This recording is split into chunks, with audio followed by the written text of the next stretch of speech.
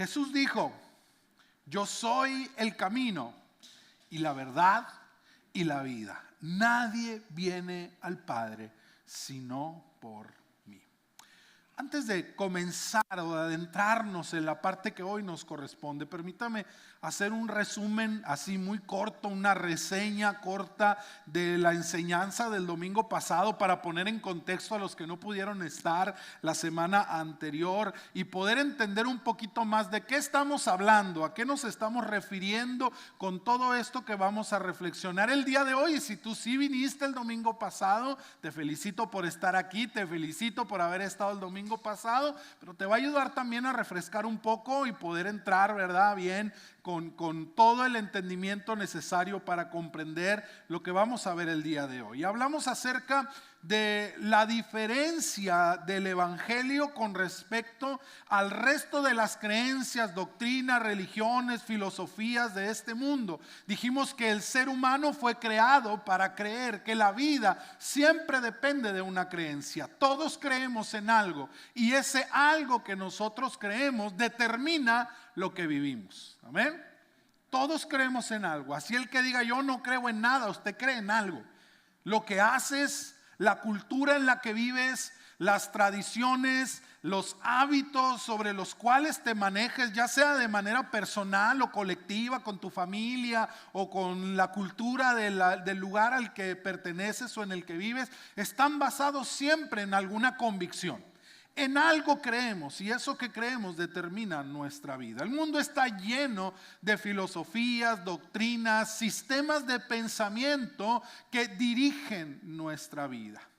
Y veíamos el domingo pasado que el evangelio pareciera ser otra forma más, otra doctrina más a través de la cual vivir y que nos ofrece ser una alternativa dentro de un gran catálogo de formas a las cuales podemos elegir. Sin embargo, la palabra del Señor nos enseña que el evangelio se separa completamente de todas las demás. No importa cuál sea o dónde esté o cuánto tiempo lleve, el evangelio siempre se separa en la clasificación de todas las maneras de creer.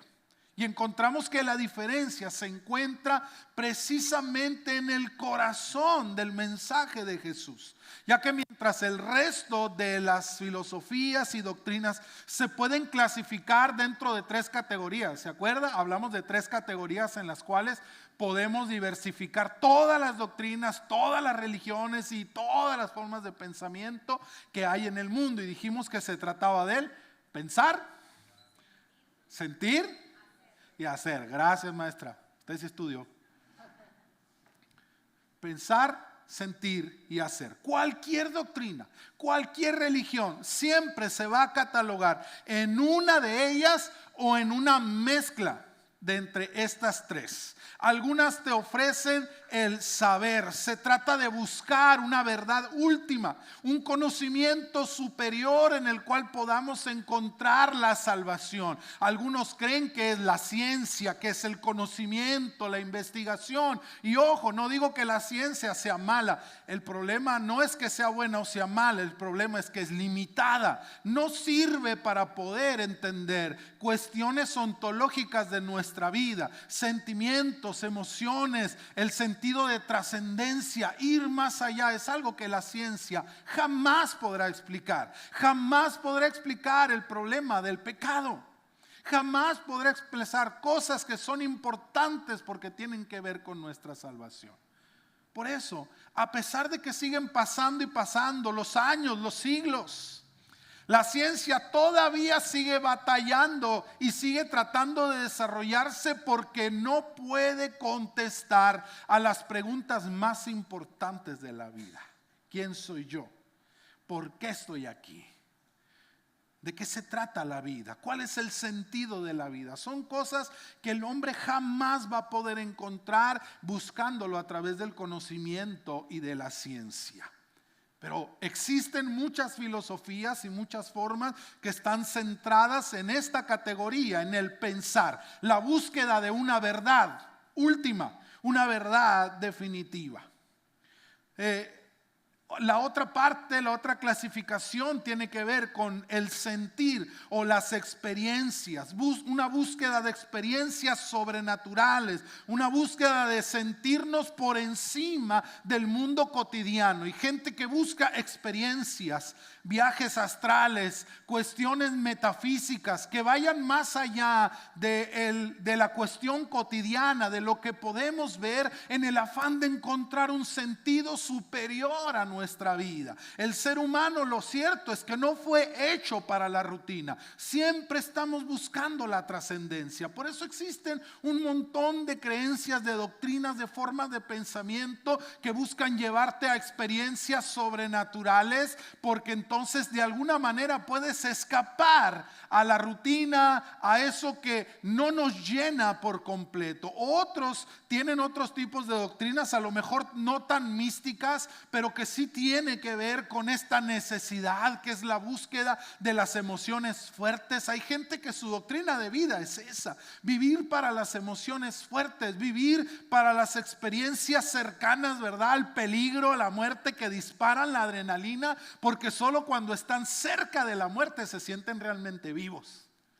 Solamente en ese momento se sienten que realmente están vivos. El problema con eso es que las experiencias son muy riesgosas y el sentimiento dura muy poco. Hay que repetir y repetir y cada vez ir más allá, porque llega el momento en que esa experiencia que tuviste ya no te llena, ya no logra el mismo resultado, y entonces tienes que buscar algo más fuerte para poder experimentar la misma sensación. Y hay un montón de gente buscando este tipo de experiencias porque cree que en ello pueden encontrar el sentido de la vida. Y la tercera categoría, que tiene que ver con el hacer, con la actuación, con las cosas que hacemos, y habla de esa serie de reglas de ética, de moral, de buen comportamiento, que nos permitan ser lo suficientemente buenos, ser lo suficientemente correctos o morales para poder ser aceptos, para poder ser merecedores de la salvación. Pero nos dimos cuenta que ninguna de estas tres cubren por completo o cumplen de manera completa la necesidad o el problema, no alcanzan para resolver el problema del ser humano. Porque todo eso es superficial, son cosas que, si bien no son malas, solamente tratan de generar un cambio en el exterior del ser humano. Y el problema, y ahora sí que válgame la redundancia, pero el problema es que el problema del ser humano no está en el exterior, está adentro, está en la raíz, está en lo profundo. Por eso dijimos que el evangelio se escapa a estas tres clasificaciones y entra en una cuarta y única, donde solamente está el evangelio. No entra ninguna otra doctrina, ninguna otra disciplina. Todas se quedan en el pensar, en el sentir o en el hacer. Pero en esta categoría única, y donde hay un solo elemento en esta categoría, se encuentra el evangelio, que es la categoría del ser. Lo que yo soy. Ese es el verdadero problema. No se trata de un cambio en el hacer o en un cambio en el sentir o en el pensar. Se trata de un cambio del ser. Y ninguna otra, escúchame, ninguna otra forma de pensamiento, doctrina, religión te ofrece una transformación de tu ser. Solo el evangelio de Jesús nos ofrece poder transformar la naturaleza, la raíz de nuestra vida, la esencia de lo que somos. Por eso Él dijo: yo soy el camino, yo soy la verdad y yo soy la vida. El mundo anda en búsqueda de esas tres cosas, ¿verdad? Del camino, una forma de actuar, una forma de hacer, la verdad, un conocimiento último y superior, la vida, una experiencia que me haga sentir realmente la plenitud. El Señor dijo: todas esas cosas y mucho más que eso, yo soy. Amén. No se trata de pensar, no se trata de sentir, no se trata de hacer. El problema está en el ser. Y el evangelio de Jesús es el único que produce ese cambio de raíz. Un cambio profundo del ser y no solo superficial como pensar, sentir o hacer. Y el problema de la humanidad no es un problema de conocimiento, mis hermanos, mis amigos. No es un problema de experiencias. Tiene mucho conocimiento, tiene muchas experiencias. Ni siquiera el problema es ético o moral. Nuestro problema fundamental es que somos seres caídos, rotos por naturaleza. Tenemos un defecto de fábrica, mis hermanos, mis amigos. Ya venimos así. No es algo que se produjo en algún momento de nuestra vida. Es algo que se produjo antes de que nosotros llegáramos aquí y nos mandó el mundo ya con el marcador en contra. Empezamos el partido 5-0. Y nosotros llevamos 0. ¿verdad? Vamos perdiendo. Ya entramos en desventaja y eso está en nuestra naturaleza. Y entonces no importa lo que tú hagas, no importa lo que sepas o no importa lo que experimentes, el problema importante sigue estando en nosotros. Una naturaleza rota, caída por el pecado. Ya tenemos un defecto. Y solo hasta que nuestra naturaleza es transformada, es que podemos empezar a pensar correctamente, sentir correctamente y actuar correctamente. Todos los demás sistemas solo pueden promover un cambio en la superficie. Ninguno puede producir un cambio de naturaleza, ni siquiera te lo ofrecen que no lo tienen. Solo el Evangelio puede generar un cambio de nuestro ser, porque solo el Evangelio de Jesús nos ofrece nacer de nuevo. Morir y resucitar con Cristo una nueva vida. Y desde allí comienza a transformar todo lo demás en nuestra vida. ¿Sí vamos bien? Ya nos acercamos un poquito más, ¿verdad? Ahora, solemos pensar que el ser es algo independiente del pensar, del sentir y el hacer. Sin embargo, sí está conectado.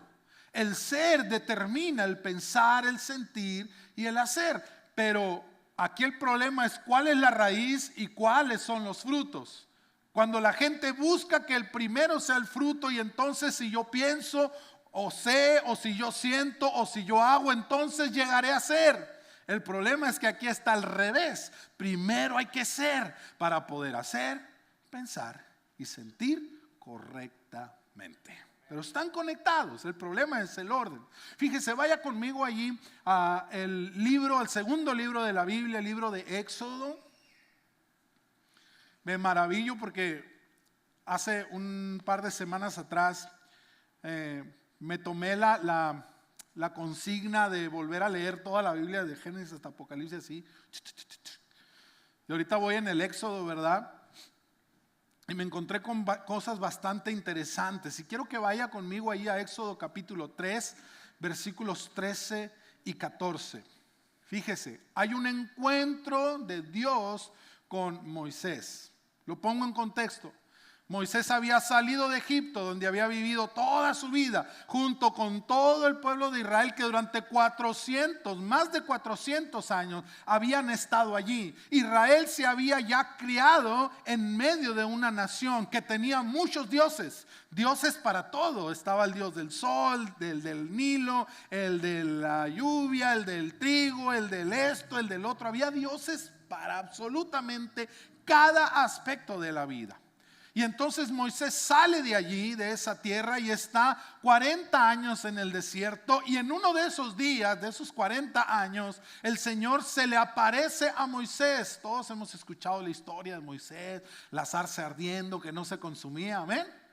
Pero dentro de ese encuentro y de esa historia, Moisés conoce realmente o comienza a conocer realmente a Dios. Porque antes había escuchado tal vez las historias que su madre Jocabed le había contado acerca del Dios de sus padres, el Dios de Abraham, el Dios de Isaac, el Dios de Jacob y esas cosas. Pero hasta ese momento Moisés tiene su primer encuentro personal con Dios.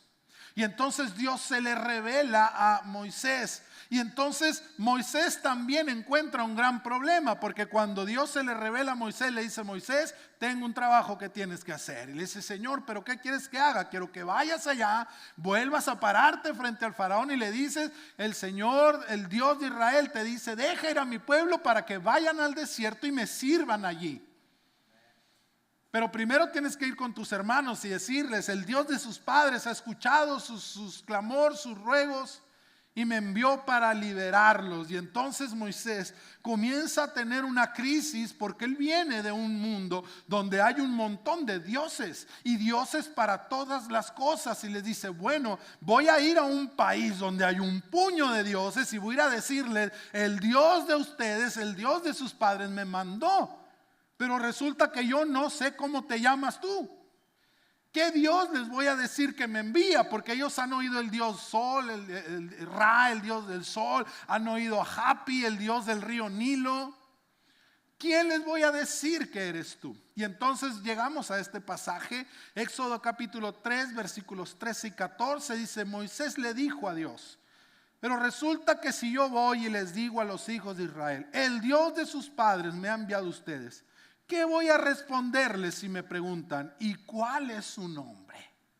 ¿Cómo denominamos a este Dios? ¿Cómo le ponemos a este Dios al que yo voy a ir a presentarles, cuando ellos tienen un gran catálogo de dioses allí? Y entonces resulta que este va a venir a antagonizar con todo ese panteón egipcio, ¿verdad? O todo ese montón de dioses. ¿Quién les digo que eres tú?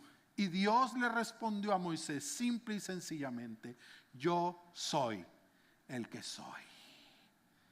Cuando Dios se revela a Moisés, Él dijo: yo soy el que soy. Y creo que el Señor escogió perfectamente, extremadamente bien sus palabras.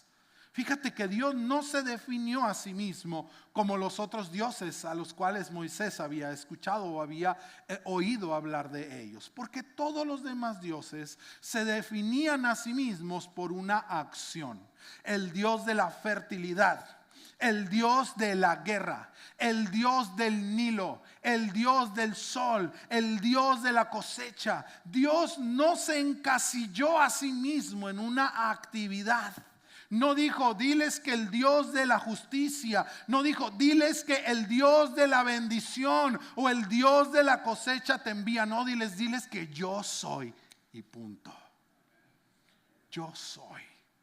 Yo no me encasillo en ninguna acción. No me define el sol, no me define el río, no me define la cosecha, no me define la fertilidad o la abundancia, como define al resto de los dioses, que su esencia o su identidad está basada en alguna acción determinada. Yo no necesito eso, yo soy.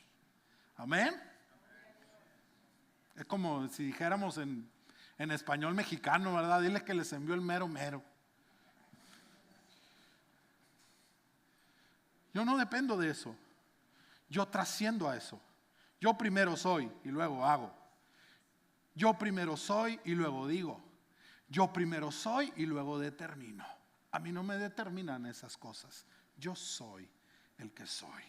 Egipto tenía dioses para cada cosa, pero Dios no se permitió ser encasillado en ninguna cosa en particular, sino simplemente en su propio ser.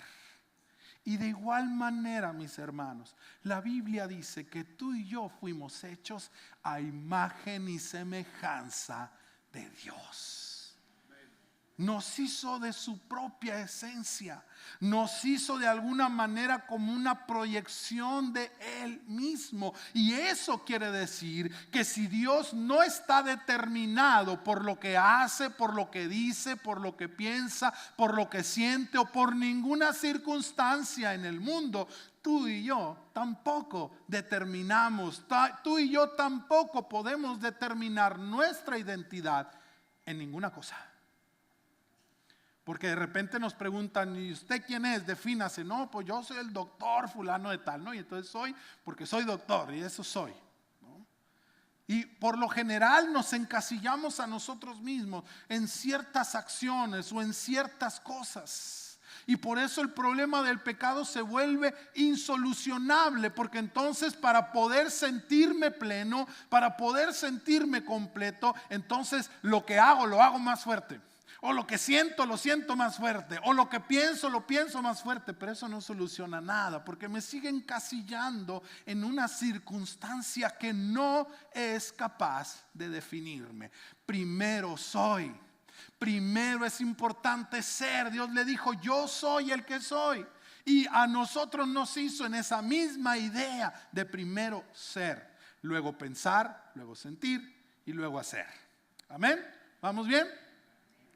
Por eso tengo primero que arreglar lo que soy, porque si no, lo que hago, lo que siento y lo que pienso pueden estar muy alejados de la realidad y pueden no cambiar lo que soy, porque funciona al revés. Primero soy y luego todo lo demás. Antes que ser, seres que piensan, seres que sienten o seres que hacen, no nos define eso. Porque algunos se definen por lo que saben, por lo que conocen, por el conocimiento que manejan, y eso está equivocado, porque eso no puede determinarme. Tampoco nos define lo que sentimos, y ojo que la confusión enorme que tiene el mundo en este tiempo es una cuestión de sentimientos. Es que yo me defino porque me siento así. Es que yo siento que soy esto, es que yo siento que soy aquello, y dicho con mucho respeto, pero esa es una forma equivocada, muy limitada de definirnos, porque Dios nos hizo en su diseño para primero ser y luego sentir. Es que no importa cómo te sientas, eso no hace lo que eres. Independientemente de lo que tú sientas, lo que tú eres ya está definido. Ya está marcado, y lo mejor que puedes hacer es descubrir realmente quién eres tú, y no permitas que tus sentimientos determinen lo que eres, porque ese camino no lleva a ningún lado.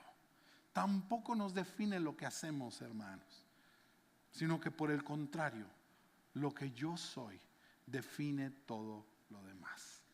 Así es que lo primero que tengo que arreglar es el yo soy. ¿Quién soy yo? La única alternativa que tenemos es cambiar nuestro ser. Y la única manera de poder cambiar lo que somos es un encuentro con el gran yo soy. Porque cuando yo me encuentro con el gran yo soy, entonces puedo saber quién soy yo. Amén. Ahora, ¿qué crees? El problema de poder acercarnos al gran yo soy, o el asunto de poder acercarnos al gran yo soy y transformarnos en aquello que siempre debimos ser, es que hay un solo camino. Jesús dijo, nadie viene al Padre si no es por mí. Ahí está el meollo. Ese es el corazón de esta palabra, de este mensaje. Nadie viene al Padre si no es a través de mí, porque yo soy el camino, yo soy la verdad y yo soy la vida. Solo a través de un encuentro personal con Jesús podemos conocer a Dios verdaderamente y ser verdaderamente transformados. No al nivel del pensamiento, no a nivel del sentimiento, no a nivel de las acciones, sino a nivel más profundo, al nivel del ser. Por eso Jesús aplica de la misma manera el yo soy. Porque solo conociéndolo a Él tenemos el camino, tenemos la verdad y tenemos la vida verdadera. Y quiero que veamos cada una de estas tres afirmaciones que Jesús hizo y que nos muestra cómo cada una de esas cosas se cumplen, no en un concepto, sino en una persona, en Cristo. Amén. ¿Estás listo? Preguntarle enseguida, ¿estás listo ya? No te distraigas porque te la vas a perder. Jesús dijo, yo soy el camino. Ojo que no dice, yo conozco el camino o yo tengo el camino. Dice, yo soy el camino. Y esto quiere decir que solo conociendo a Jesús en una relación profunda y continua podemos encontrar el camino de la salvación. El camino no es un territorio. El camino es una relación. Camina conmigo. ¿Quieres conocer el camino? ¿Quieres llegar hacia la eternidad? ¿Quieres llegar a la vida plena? Necesitas caminar conmigo, porque yo soy el camino. Este pasaje, San Juan 14:6, Jesús se lo habla a sus discípulos en un momento, porque Jesús, de alguna manera, pensando que ellos ya entendían esto, les dicen: yo voy a un lugar a preparar para ustedes una mansión, para que donde yo estoy, ustedes también estén. Y les dice: y ustedes saben a dónde voy, ya conocen el camino. Y los discípulos se quedaron así todos como que: a la torre, ese día no vine yo. El día que enseñó esa parte me falté, ¿verdad? Yo creo, porque no me acuerdo. Y uno de ellos, que se animó a decir lo que todos estaban pensando, ¿verdad? Dice: Señor, o sea, muéstranos el camino, porque no sabemos. O sea, según tú ya sabemos cuál es el camino, que conocemos el camino, pero no. Y le dice: a ver, ustedes ya conocen el camino, porque yo soy el camino. Si ustedes me conocen a mí, conocen el camino hacia donde yo voy. Se trata de una relación profunda y continua, donde podemos encontrar la salvación. Mis amados, mis amigos, mis hermanos, Dios nos vio perdidos, sin rumbo. Y para salvarnos no nos ofreció un mapa, no nos mandó un link con la ubicación, ¿verdad? Para que nos salga el caminito allí en el GPS. Dios no nos ofreció un mapa, nos ofreció una relación. Camina conmigo y vas a llegar a donde tienes que llegar, porque yo soy el camino. Es curioso, cuando Dios llama a Abraham para ir hacia la tierra prometida, no le da una dirección. Él le dice: Abraham, sal de tu tierra y de tu parentela a una tierra que yo te mostraré. Y yo no había entendido bien esa parte. Le dice: yo te mostraré. ¿Qué le estaba diciendo? Abraham, ¿sabes cuándo vas a saber que has llegado al lugar indicado? Cuando llegues, porque yo te voy a decir: aquí es. Tú camínale. Tú no preguntes por dónde me voy. Tú camina conmigo. Sígueme. Y cuando lleguemos a donde tenemos que llegar, yo te voy a decir: Abraham, ya llegaste. Esta es la tierra que te prometí. No le dio dirección, solo le dijo: camina a la tierra y yo te la voy a mostrar. Yo voy a ir contigo y tú vas a caminar conmigo. Mi hermano, caminar en Cristo tiene esa bendición de que no importa por dónde tengas que pasar. Por eso el salmista, cuando escribe el Salmo 23, el Salmo del pastor, dice: aunque ande en valle de sombra de muerte, no temeré mal alguno. ¿Por qué? ¿Por qué? Porque tú estarás conmigo. Es caminar con Él. Seguir el camino correcto no es seguir una línea de reglas y de indicaciones y de normas morales o éticas para hacer lo correcto. Es caminar con Él todos los días de mi vida. Jesús no nos dejó un manual de vida que debiéramos de seguir para poder llegar a Dios. Nos dejó su propio ser, la promesa de su presencia en nosotros cada día de nuestra vida. Puso su vida en nosotros para que así por fe podamos ser aceptos delante de Dios. Dios no nos dio un manual de normas éticas y tienes que hacer esto y no tienes que hacer aquello, y si puedes cumplir con esto, entonces Dios te va a aceptar. No somos aceptos por eso. No es que yo haga cosas buenas para poder ser acepto y que Dios me ame. No, Dios me amó y se dio a sí mismo por mí, para que a través de su vida en mí yo pueda hacer las cosas correctas y pueda ser acepto en Cristo Jesús. Él es el camino. Él es el camino para salvar nuestras vidas. Conocerlo a Él y caminar con Él es el camino correcto. Ahora, Jesús también dijo: yo soy la vida. No dijo: tengo la vida. No dijo: conozco la vida. Él dijo: yo soy. Perdón, el yo soy la verdad. Ya me estaba adelantando, Estaba viendo a ver si estaban poniendo atención. No dijo tengo la verdad o conozco la verdad. Él dijo yo soy la verdad. De manera que si lo conocemos a Él, conocemos la verdad. Ahí en el Evangelio de Juan, en el capítulo 8 y versículo 32, Jesús dice: y conocerán la verdad, y la verdad los hará libres. Pero luego, unos versículos más adelante, Jesús especifica más ese concepto. Si la verdad es la que nos hace libres, entonces ¿cuál es esa verdad que nos libera? Versículo 36 dice: así que si el Hijo Jesucristo los liberta, serán verdaderamente libres. ¿Quién los liberta? ¿Qué nos liberta? La verdad. Entonces, ¿quién es la verdad? Regla de 3, básica. Si la verdad nos hace libres, y si solo el Hijo de Dios, Jesucristo, nos puede hacer libres, despeje la X. ¿Quién es la verdad? Jesucristo. Él es la verdad que nos hace libres. Jesús, el Hijo de Dios, es la verdad encarnada. Solo conociéndolo a Él podemos ser verdaderamente libres. Y ese conocimiento habla de relación. No se trata, mi querido amigo, de conocer acerca de Jesús, sino conocerlo a Él personalmente. Eso es lo único que nos hace libres. El verdadero conocimiento de Dios no es estudio, es revelación. Amén. Y la mayor revelación se da en una relación íntima y cercana con alguien.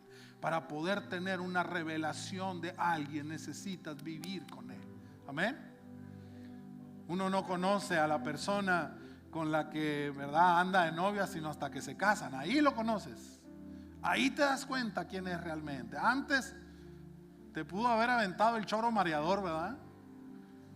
Pero cuando ya vives, cuando ya estás allí, tienes una revelación profunda, más cercana. La verdad acerca de Dios no se puede descubrir a través de un ejercicio intelectual. Porque la Biblia dice que lo que de Dios conocemos es lo que Él nos ha querido manifestar. Y sí, nos dejó su palabra, nos dejó la Biblia. Pero la mayor revelación de Dios no es solo la Biblia, es Cristo. Por eso el Señor le dice a los escribas de su tiempo: ustedes escudriñan las Escrituras, porque en ellas a ustedes les parece que tienen la vida eterna. Y ¿saben qué? Les doy una noticia: todo lo que la Biblia dice está hablando de mí. Ellas son las que dan testimonio de mí. Así es que la revelación más profunda es aquella que encontramos cuando la vida de Cristo se manifiesta a nosotros, en la medida en que nos relacionamos con Él, en la medida en que permitimos que Él se acerque a nuestra vida y nosotros nos acercamos a Él a través de la fe, es que recibimos en nosotros la verdad, la única verdad que nos hace verdaderamente libres. No es de la mente, es de todo nuestro ser, en una relación profunda con aquel que dijo: yo soy la verdad. Pero no solamente se trata de eso. Jesús también dijo: yo soy la vida. No dijo tengo la vida, no dijo conozco la vida, dijo yo soy la vida. La Biblia dice que Él nos pasó de muerte a vida. Que a través de Cristo es que nosotros, cuando estábamos muertos en nuestros delitos y pecados, nos dio vida juntamente con Él. Juan capítulo 10, versículo 10 dice: yo he venido para que tengan vida y para que la tengan en abundancia. Y habla de la vida eterna, habla de la vida en plenitud. Yo vine para que ustedes vivan. Yo no les mandé un mensaje, no les mandé un recado, no les mandé algo. Yo mismo vine para que ustedes tengan vida y para que su vida sea plena. ¿Cuántos pueden decirle gracias, Señor? Gracias porque tú mismo viniste para que yo tenga vida. No fue un mensaje, no fue una palabra, no fue una experiencia. Fue Cristo mismo el que vino para que tú y yo pudiéramos tener vida en abundancia. No es sino en el momento, mis amados, en que recibimos a Jesús en nosotros, es que empezamos a vivir de verdad, porque Él es la vida. Mientras que no lo tenemos a Él, no tenemos vida abundante, verdadera. Pero pastor, yo no estoy muerto, estoy respirando. Mire, tengo un corazón, siento que late. Sí, hermano. Sí, amigo. Pero no es ese tipo de vida del que la palabra está hablando. Es ese aire que te falta, ese respiro que nos falta, porque no me siento pleno, porque no me siento completo, porque siento que algo me falta siempre. Me esfuerzo y lucho para lograr algo, y cuando llego a ese lugar me doy cuenta que no era eso lo que yo necesitaba. Todavía me sigo sintiendo que me falta algo, y entonces busco una nueva causa, busco un nuevo propósito, busco una nueva meta, y cuando la alcanzo me doy cuenta que me sigo sintiendo igual o más vacío, porque algo me falta. Hay un sentido de trascendencia en cada ser humano, al cual jamás podremos acceder a través de nuestros propios medios. Fíjate lo que dice la palabra ahí en Primera de Juan 5:12. El que tiene, ¿a quién? Al Hijo, a Cristo, tiene la vida. Y el que no tiene al Hijo de Dios, no tiene la vida. Más claro ni el agua de horchata, ¿va? Más sencillo y más claro. El que tiene a Cristo tiene la vida, y el que no tiene a Cristo no tiene la vida. No hay vuelta de hoja. No da tiempo a imaginarnos o a tratar de pensar en otra cosa. Es así de simple. Solo Cristo es la vida, y solo el que tiene a Cristo en él tiene la verdadera vida. No hay experiencia que pueda superar a Cristo en nosotros. Querido hermano, querido amigo, tú que estás ávido de experiencias, cosas que le den significado a tu vida, y que incluso arriesgas tu integridad física, mental, espiritual, para tratar de tener experiencias que le den razón, sentido a tu vida. Te lo digo otra vez y te lo digo con claridad y con toda la seguridad: no hay experiencia que pueda superar a Cristo en tu vida. Amén. Y si tú no te animas a decir amén, te invito para que lo experimentes, hermano. Te invito para que lo vivas. Ninguna experiencia. No vale la pena arriesgar tu integridad física,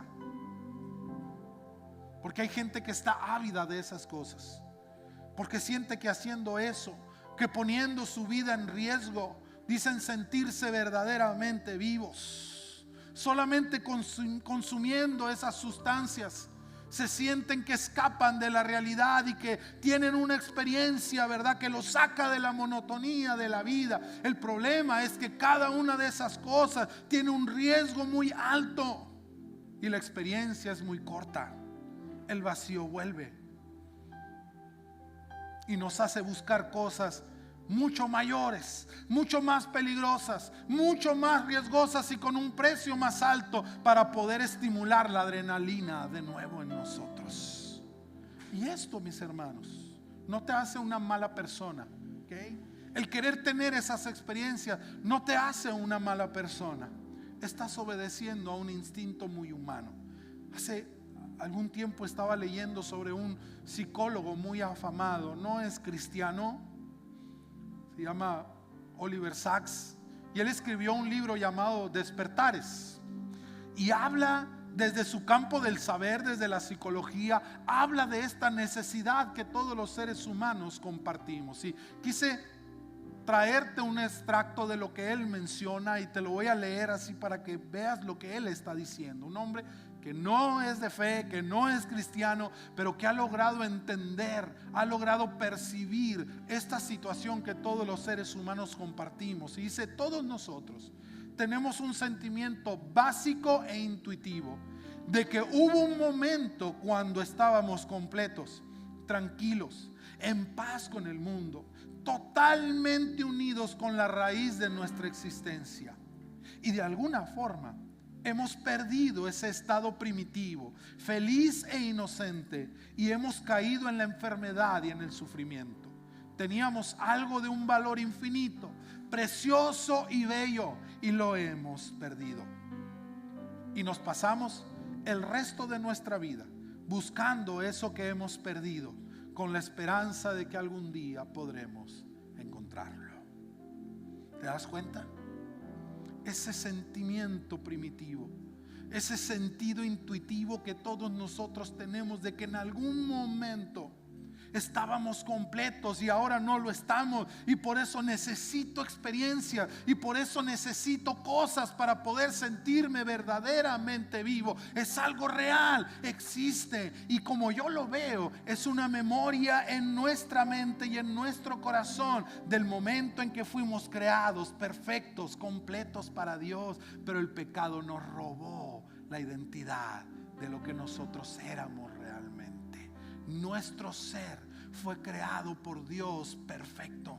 Fuimos creados completos. Fuimos creados para la vida. Fuimos creados para sentirnos bien, en paz, completamente conectados con la raíz de nuestra existencia. Este hombre, Mark, lo dice de esta manera, pero nosotros a la luz de la palabra lo podemos entender. Fuimos creados para estar conectados con la raíz de nuestra vida, Dios. Fuimos creados para Él, y teníamos algo precioso, algo de valor infinito, pero lo perdimos. ¿Por qué? Por causa del pecado. Teníamos comunión con Dios, lo teníamos a Él, y Él superaba cualquier experiencia. La única manera de poder resolver ese problema es volver a ponernos en contacto con Cristo, porque el ser humano sin Dios está incompleto, siente que algo le falta y se pasa el resto de su vida tratando de encontrarlo cuando lo tenemos al alcance de nuestra vida. Y dice la palabra, y nosotros estamos completos en Él. En Él. Ese sentido de completud solo lo podemos encontrar en Cristo. Amados, el problema de la humanidad, mi problema, y escúchame, tu problema, es que Dios nos creó para estar en comunión con Él. No es un problema de conocimiento o de experiencias o de acciones. Eso es muy superficial. Eso es una consecuencia. No logra resolver el problema real, porque Dios nos hizo para amarlo y para ser amados por Él. Y que en esa comunión encontráramos nuestra identidad verdadera. ¿Quiénes somos? ¿Quién soy realmente? Y que al ser lo que realmente fuimos creados para ser, actuemos, pensemos y sintamos correctamente. El pecado nos alejó de esa esencia y nos convertimos en algo distinto a lo que fuimos creados. Una sombra de lo que fuimos, que continuamente nos está lanzando una señal a nuestro corazón. Algo te falta, algo no tienes, estás incompleto, estás roto. Necesitas volver a ese momento, a ese lugar. Necesitas volver a esa esencia donde estabas completo, conectado con la raíz de tu vida. Y ese algo, y ese alguien es Cristo, es Dios. Fuimos creados para una comunión con Jesús. No importa lo que sepas, no importa lo que experimentes o lo que hagas, mientras no tengas una relación personal con Dios a través de Jesucristo, todo va a seguir igual.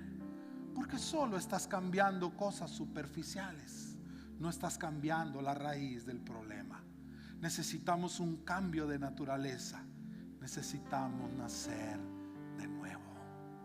Solo cuando tienes el diagnóstico correcto, mi hermano, puedes recetar la medicina correcta. El diagnóstico de este mundo siempre será lo que sabes, lo que sientes o lo que haces. Siempre te va a invitar a cambiar una de esas o varias de esas. Pero ese es un diagnóstico superficial. Es solo para quitarte la tos. Es solo para quitarte la temperatura alta. Es solo para quitarte el dolor de cabeza, pero no ataca el problema real. Ese es un diagnóstico superficial. Solo ataca los síntomas, pero no cura realmente el problema desde la raíz. El diagnóstico del Evangelio es que el problema está en lo que eres: un pecador roto, incompleto, con una naturaleza caída y dañada por el pecado. Pero gracias a Dios, porque también el Evangelio nos ofrece la solución correcta. Y la solución no es un algo, es un alguien: Jesucristo, el gran yo soy.